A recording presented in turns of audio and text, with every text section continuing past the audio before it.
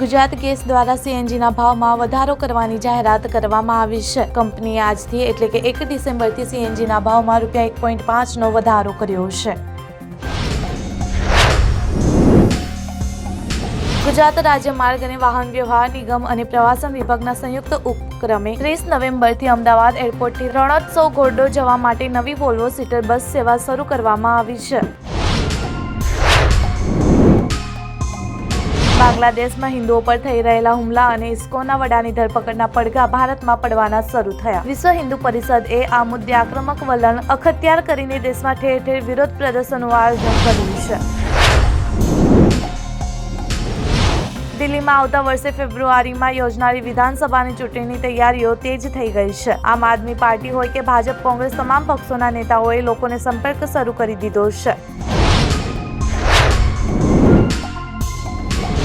ગઠબંધન અંગેની તમામ અટકળોનો અંત આવી ગયો છે। ભારતીય શેર બજારોમાં હાલ ઘણા ઉતાર ચઢાવ જોવા મળી રહ્યા છે।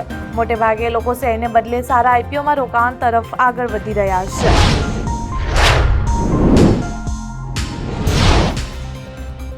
ઈડીના દરોડા પછી રાજ કુંદ્રાએ હવે પોતાનું મૌન તોડ્યું છે। પોતાની પત્ની શિલ્પા શેટ્ટીને પણ આ સમગ્ર મામલે ખેંચીને નારાજગી વ્યક્ત કરી છે।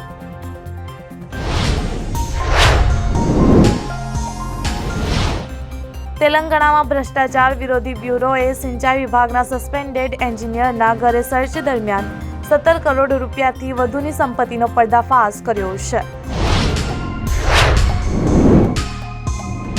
વર્ષના અંતિમ મહિનાની પહેલી તારીખે ફરી એકવાર મોંઘવારીનો મોટો આંચકો લાગ્યો છે।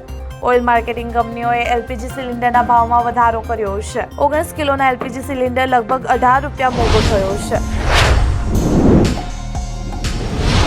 ફેંગલ વાવાઝોડું ગત મોડી રાત્રે લગભગ 90 કિમી પ્રતિ કલાકની ઝડપે પુડુચેરી અને તમિલનાડુના દરિયાકાંઠે અથડાયું હતું, જેના કારણે તમિલનાડુની સાથે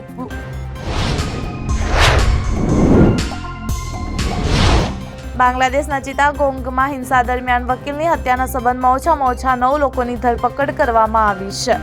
પોલીસે શનિવારે આ જાણકારી આપી હતી।